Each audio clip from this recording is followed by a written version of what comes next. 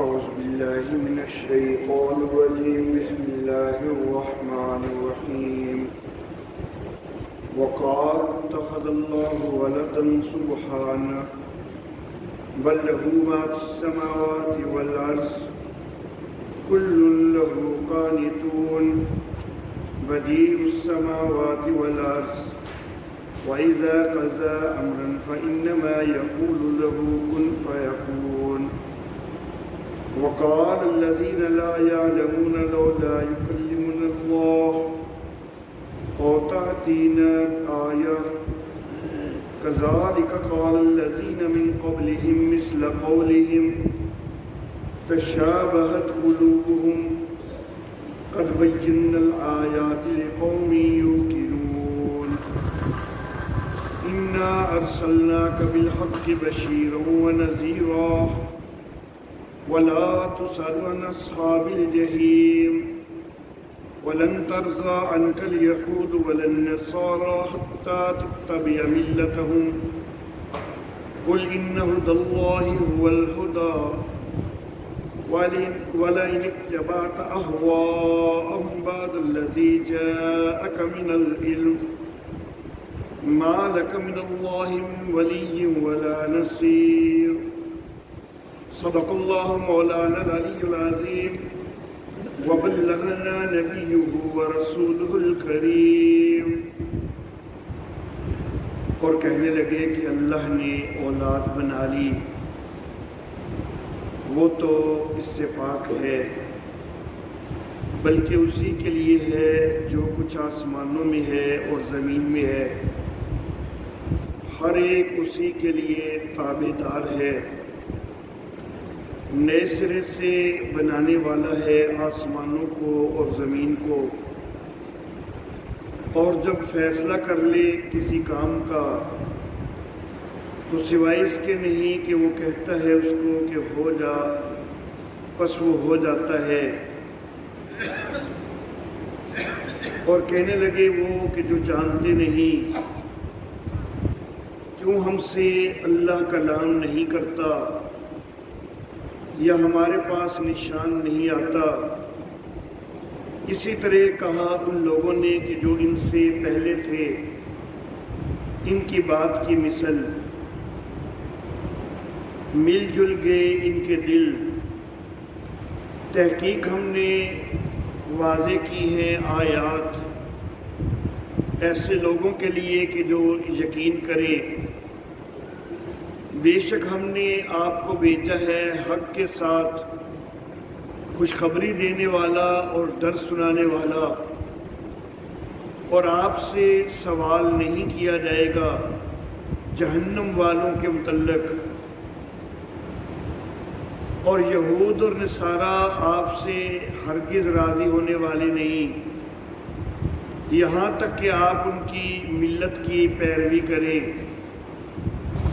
آپ کہیے کہ بے شک ہدایت اللہ کی جو ہے وہی ہدایت ہے، اور اگر آپ نے ان کی خواہشات کی پیروی کی بعد اس کے کہ آپ کے پاس علم آ چکا، تو اللہ سے ہٹ کر آپ کے لیے نہ کوئی حمایتی ہوگا اور نہ ہی کوئی مددگار۔ محترم احباب، کفار کے 3 شکاوہ وہ گزشتہ درس میں ذکر کیے جا چکے ہیں۔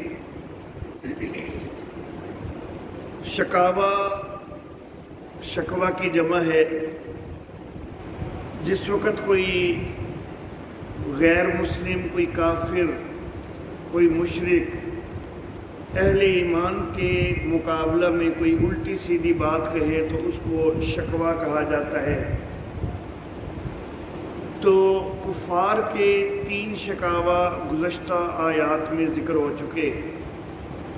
آج کے درس کے لیے جو آیات مبارکہ تلاوت کی گئی ہیں، ان میں کفار کے 2 مزید شکاوہ اور ان کے جوابات ہیں۔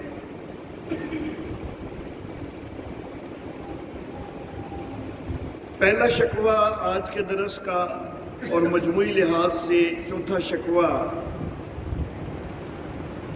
وقال اتخذ اللہ ولدا، وہ کہنے لگے کہ اللہ نے اولاد بنا لی۔ تو یہ چوتھے شکوہ کا تذکرہ ہے۔ یہود کہتے کہ حضرت عزیر علیہ الصلاۃ والتسلیمات وہ اللہ کے بیٹے ہیں۔ عیسائی کہتے حضرت عیسیٰ علیہ الصلاۃ والتسلیمات وہ اللہ کے بیٹے ہیں۔ مشرکین عرب کہتے فرشتے اللہ کی بیٹیاں ہیں۔ تو اللہ رب العزت ان کی اس بات کا تذکرہ فرماتے ہیں کہ ان لوگوں کا کہنا ہے کہ اللہ نے اولاد بنا لی ہے۔ یہاں پر اتخذ کا لفظ ہے۔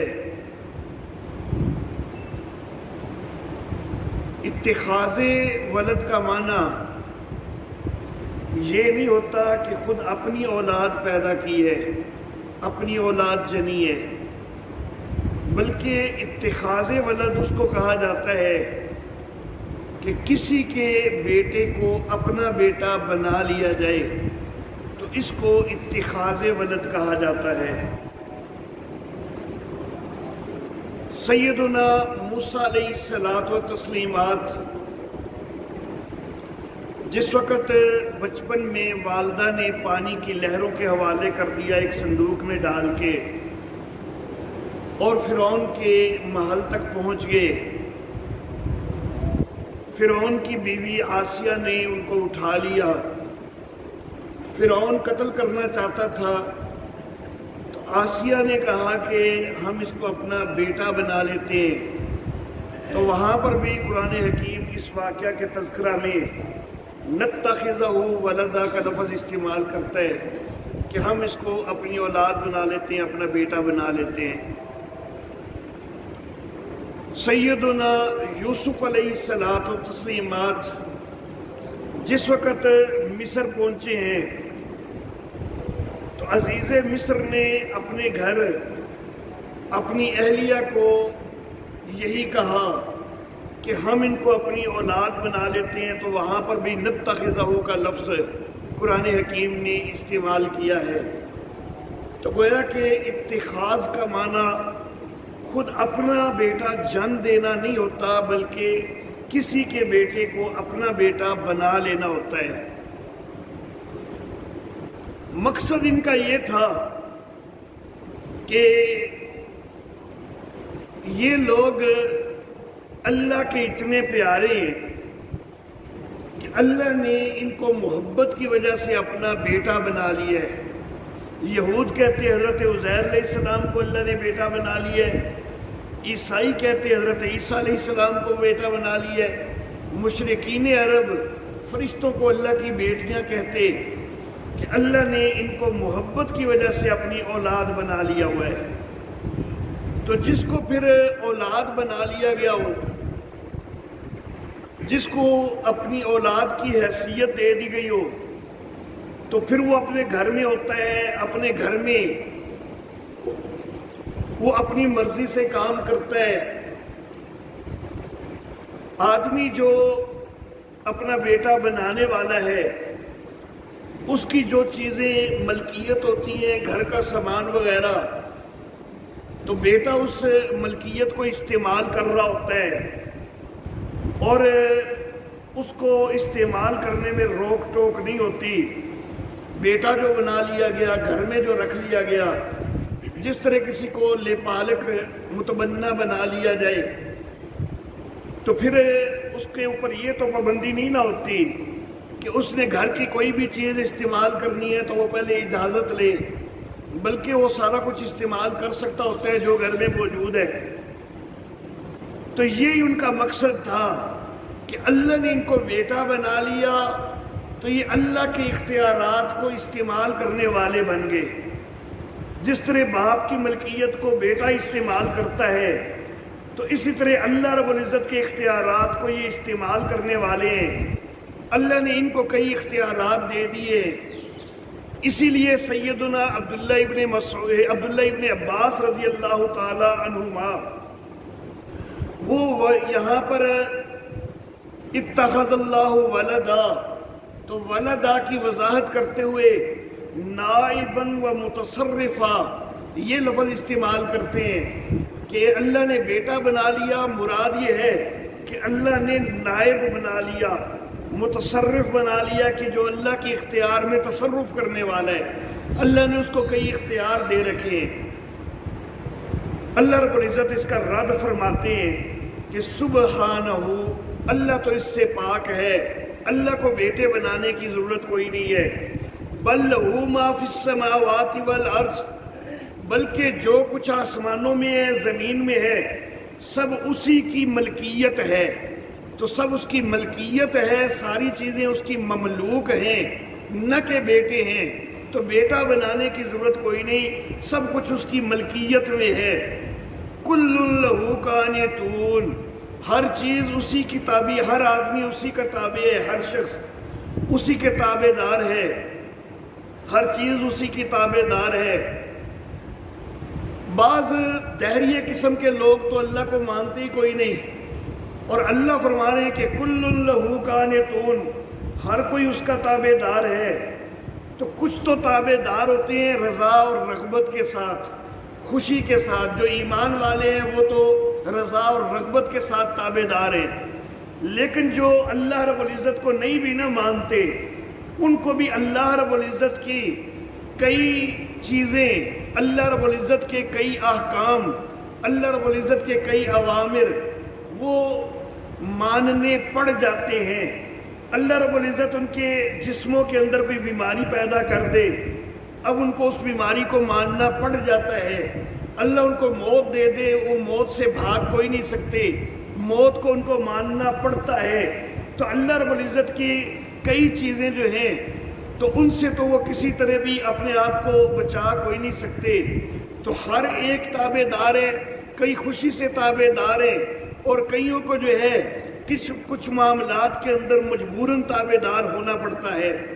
بدیع السماوات والارض، بیٹا جو بنایا جاتا ہے نا، تو وہ تو عموماً اس لیے ہوتا ہے کہ وہ ہاتھ بٹائے گا کاموں میں، وہ شریک ہو جائے گا، ہاتھ بٹائے گا، ذمہ داریاں ادا کرے گا۔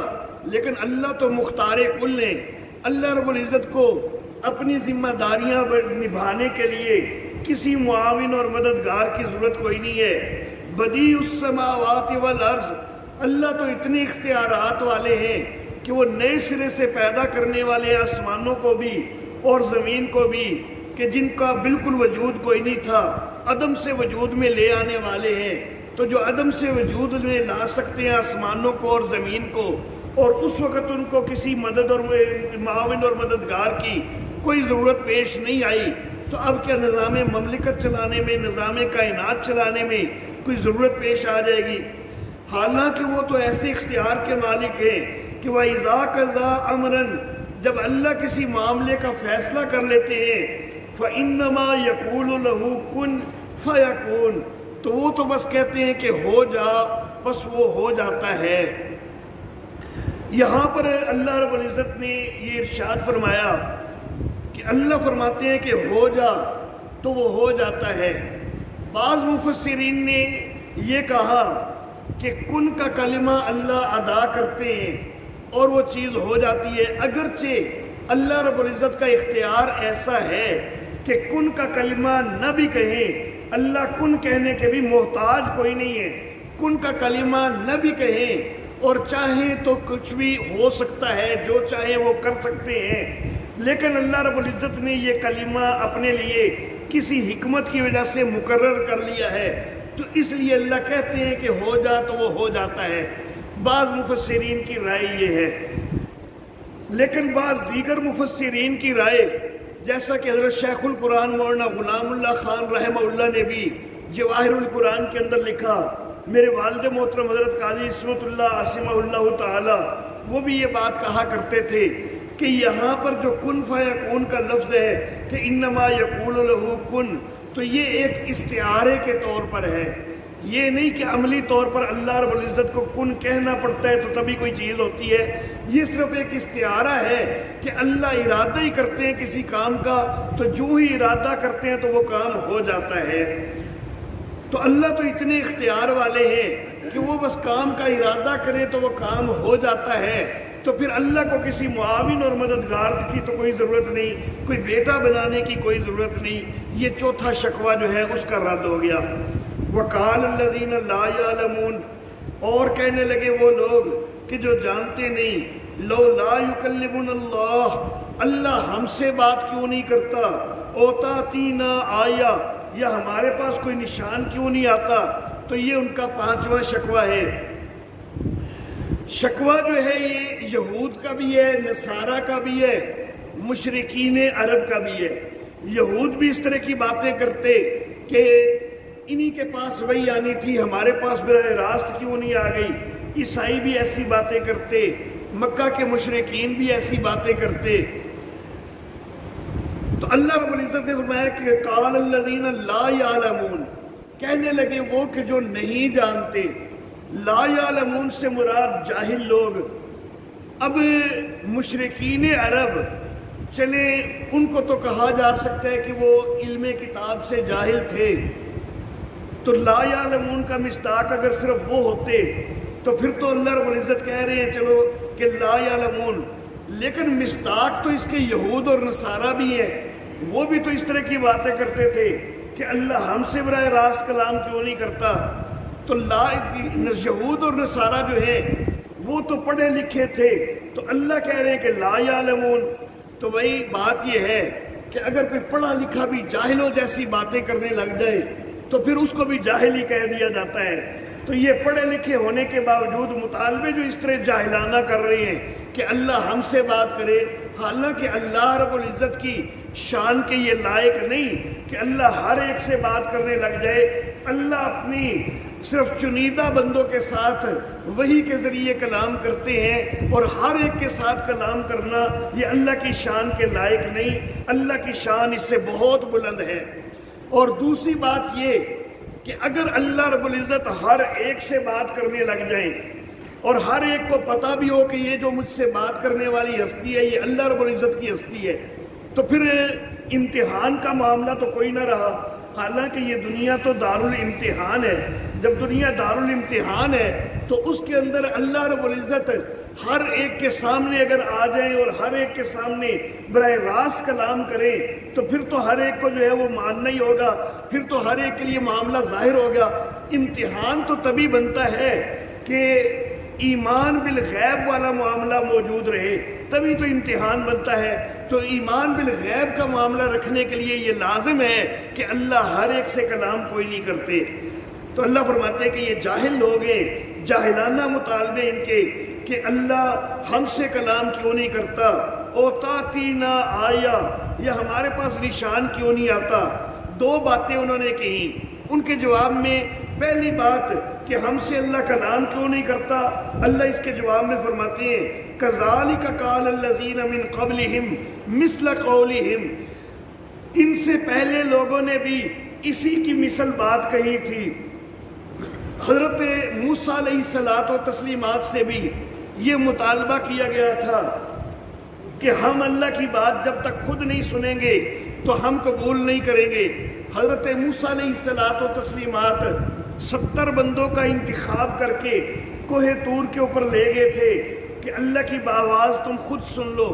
آواز سننے کے بعد پھر وہ اور آگے بڑھ گئے کہ نہیں جی آواز سننا کافی کوئی نہیں، ہم تو جب تک اللہ کو دیکھیں گے نہیں ہم ایمان کوئی نہیں لائیں گے۔ تو جب ان کا یہ مطالبہ اس گستاخی کی حد تک پہنچ گیا کہ ہم تو اللہ کو جب تک دیکھیں گے نہیں تب تک ایمان نہیں لائیں گے، تو اللہ رب العزت کی طرف سے ہلاکت آ گئی۔ اللہ رب العزت نے سب کو موت دے دی، لیکن بعد میں پھر حضرت موسیٰ علیہ الصلوٰۃ والتسلیمات ان کی دعا کے ساتھ ان کو زندگی ملی۔ تو یہ گستاخانہ قسم کے مطالبے ہیں، اور اس طرح کے مطالبے اللہ فرماتے ہیں پہلے لوگ بھی کرتے رہے ہیں، انہوں نے بھی یہ کیے مطالبے۔ تشابہت قلوبہم، ان کے دل آپس میں مل جل گئے، جس طرح کے مطالبے وہ کر رہے تھے اسی طرح کے یہ کر رہے ہیں۔ اللہ رب العزت کو دیکھنے کا مطالبہ، میں نے کہا کہ یہ گستاخانہ مطالبہ ہے، جو بنی اسرائیل نے کیا تھا اور ان کو موت دے دی گئی، لیکن حضرت موسیٰ علیہ الصلوۃ و تسلیمات نے خود بھی تو کہا تھا کہ یا اللہ میں آپ کا دیدار کرنا چاہتا ہوں۔ تو اگر یہ گستاخانہ مطالبہ ہے تو پھر حضرت موسیٰ علیہ السلام کیوں مطالبہ کر رہے ہیں؟ تو میرے محترم احباب، دونوں کے مطالبے میں فرق ہے۔ وہ جو مطالبہ کر رہے ہیں وہ اس لیے کر رہے ہیں کہ وہ ایمان قبول نہیں کر رہے اور کہتے ہیں کہ جب تک اللہ کو دیکھیں گے نہیں ہم ایمان کوئی نہیں قبول کریں گے۔ تو وہ اللہ کے اوپر ایمان قبول نہیں کر رہے اور یہ ایمان کے لیے جو ہے وہ مطالبہ کر رہے ہیں۔ لیکن موسیٰ علیہ الصلوۃ و تسلیمات وہ تو اللہ رب العزت کی محبت کی وجہ سے دیدار کا مطالبہ کر رہے ہیں، تو اس لیے حضرت موسیٰ علیہ الصلوۃ و تسلیمات کا مطالبہ کرنا وہ کوئی گستاخی نہیں بلکہ وہ اللہ رب العزت کی محبت کا ایک ثبوت ہے۔ لیکن ان کا مطالبہ چونکہ وہ ایمان ہی نہیں قبول کر رہے تھے تو ان کا مطالبہ جو ہے وہ گستاخانہ مطالبہ تھا۔ تو اللہ نے فرمایا کہ یہ کہتے ہیں کہ ہمارے ساتھ اللہ کلام کوئی نہیں کرتا، کیوں نہیں کرتا؟ تو اس طرح کی بات پہلوں نے بھی کہی، ان کے دل آپس میں مل جل گئے۔ باقی رہی یہ بات کہ ہمارے پاس نشان کیوں نہیں آتا، اللہ فرماتے ہیں قد بینا الآیات لقوم یؤمنون، ہم نے آیتیں واضح کر کے بیان کر دی ہیں ایسے لوگوں کے لیے کہ جو یقین کریں۔ یہ کہتے ہیں کہ نشان کوئی نہیں آتا، تو کیا یہ آیات ہم نے جو کھول کھول کے بیان کی ہیں، واضح کر کے بیان کی ہیں، اور ہمارا چیلنج ہے کہ اس طرح کا کلام کوئی اور لا نہیں سکتا، تو کیا یہ نشان کافی نہیں ہے؟ یہ آیتیں سامنے آئی ہوئی ہیں، یہ نشان بہت واضح موجود ہے۔ تو لوگوں کو اگر یقین کرنے والے ہوں، ان کے اندر جو ہے تعصب نہ ہو، تو پھر تو وہ یقین کر لے کہ واقعی یہ صرف اللہ ہی کا کلام ہو سکتا ہے، اس طرح کا کلام کسی اور کا نہیں ہو سکتا۔ تو یہ ان کے پانچویں شکوہ کا بھی جواب دے دیا گیا۔ اس کے بعد اللہ رب العزت فرماتے ہیں اِنَّا أَرْسَلْنَاكَ بِالْحَقِّ بَشِيرًا وَنَذِيرًا۔ یہ اللہ رب العزت ایک تسلی دے رہے ہیں نبی اکرم صلی اللہ علیہ وآلہ وسلم کو، اور یہ تسلی بھی ان کے ان شکاوہ اور شبہات جو پیچھے گزرے ہیں انہی سے متعلق ہے کہ میرے محبوب یہ بڑے شکاوہ ڈالتے ہیں، بڑے شبہات پیدا کرتے ہیں، اور پھر یہ ایمان بھی قبول کوئی نہیں کرتے، اور آپ میرے محبوب پریشان ہوتے رہتے ہیں کہ یہ ایمان کیوں نہیں قبول کر لے۔ لیکن سونے محبوب اِنَّا أَرْسَلْنَاكَ بِالْحَقِّ بَشِيرًا وَنَذِيرًا، ہم نے آپ کو بھیجا ہے حق کے ساتھ، خوشخبری دینے والا، ڈر سنانے والا۔ وَلَا تُسْأَلُ عَنْ أَصْحَابِ الْجَحِيمِ، جہنم والوں کے متعلق آپ سے سوال کوئی نہیں ہوگا۔ آپ جو پریشان ہوتے رہتے ہیں کہ فلاں کیوں نہیں ایمان میں آ رہا، فلاں کیوں نہیں ایمان میں آ رہا، یہ ایسے شبہات پیدا کرتے ہیں، شبہات کے جوابات بھی مل جاتے ہیں، شکاوہ کے جوابات بھی مل جاتے ہیں، پھر بھی یہ ایمان کیوں نہیں قبول کرتے۔ تو میرے محبوب آپ پریشان نہ ہوا کریں، آپ سے ان جہنمیوں کے متعلق سوال نہیں ہوگا کہ فلاں کیوں جہنم میں چلا گیا، فلاں کیوں جہنم میں چلا گیا، کیونکہ ہدایت پر لے آنا یہ آپ کا کام نہیں ہے۔ آپ کا کام ہدایت کی دعوت دینا ہے، اور ہدایت کی دعوت دینا آپ کا ما حقہ ادا کر رہے ہیں اپنی ذمہ داری، بشیر کی حیثیت سے بھی، نذیر کی حیثیت سے بھی، خوشخبری ادا کر رہے، خوشخبری دینے کا بھی حق ادا کر رہے ہیں، ڈرانے کا بھی آپ حق ادا کر رہے ہیں۔ تو آپ اپنی ذمہ داری پوری طرح نبھا رہے ہیں۔ باقی ہدایت پر لانا تو اللہ کا کام ہے، ہدایت پر لانا آپ کا کام کوئی نہیں، آپ نے تو صرف ہدایت کی رہنمائی کرنی ہے اور وہ آپ کر رہے ہیں۔ باقی یہ جو نہیں مانتے، یہ جہنم کا ایندھن مر رہے ہیں، تو ان کے متعلق آپ سے کوئی سوال کوئی نہیں ہونا، آپ تسلی رکھیے۔ مزید نبی اکرم صلی اللہ علیہ وآلہ وسلم کو آگے ایک تنبیہ کی جا رہی ہے جو کہ انہی شکاوہ سے متعلق ہے۔ وَلَن تَرْضَىٰ عَنْكَ الْيَهُودُ وَلَا النَّصَارَىٰ، اے نبی یہ جو شکاوہ پیش کرتے ہیں ہم ان کے جوابات دیتے ہیں، یہ شبہات ڈالتے ہیں ہم ان شبہات کا رد کرتے ہیں، یہ سارا کچھ ہوتا ہے، لیکن اے نبی یہ یہودی آپ سے راضی کوئی نہیں ہو سکتے۔ شکاوہ کے جواب آ جانے سے، شبہات کا ازالہ ہو جانے سے یہ آپ سے راضی کوئی نہیں ہوتے۔ وَلَن تَرْضَىٰ، ہرگز راضی نہیں ہوں گے ان کا آپ سے، الْيَهُودُ وَلَا النَّصَارَىٰ، یہودی اور نہ عیسائی، حَتَّىٰ تَتَّبِعَ مِلَّتَهُمْ، یہاں تک کہ آپ ان کی ملت کی پیروی کریں۔ یہ تو چاہتے ہیں کہ آپ اپنا دین چھوڑ کے ان کا دین اختیار کر لیں تو تب یہ راضی ہو۔ یہود جو ہے وہ چاہتے ہیں کہ آپ یہودیت کا پرچار کریں تب وہ راضی ہوں گے۔ عیسائی کہتے ہیں کہ آپ عیسائیت میں داخل ہو جائیں تب وہ راضی ہو جائیں گے۔ حالانکہ آپ کو اللہ رب العزت کی طرف سے ہدایت حاصل ہے تو آپ کہیے، کل اے نبی آپ کہیے، ان ھدی اللہ ھو الھدی، جو اللہ کی ہدایت ہے وہی ہدایت ہے۔ مجھے تو میرے اللہ نے ہدایت دے رکھی ہے اور میرے ساتھ اللہ رب العزت کا وحی کا تعلق موجود ہے، تو میں اللہ رب العزت کی بتائی ہوئی ہدایت کے اوپر ہی چلنے والا ہوں۔ وَلَئِنِ اتَّبَعْتَ أَهْوَاءَهُمْ، اے نبی اگر آپ نے ان کی خواہشات کی پیروی کی، بعد الذی جاءک من العلم، بعد اس کے آپ کے پاس علم آ چکا، ما لک من اللہ من ولی ولا نصیر، تو اللہ سے آپ کو نہ کوئی حمایتی حاصل ہوگا اور نہ ہی کوئی مددگار ہوگا۔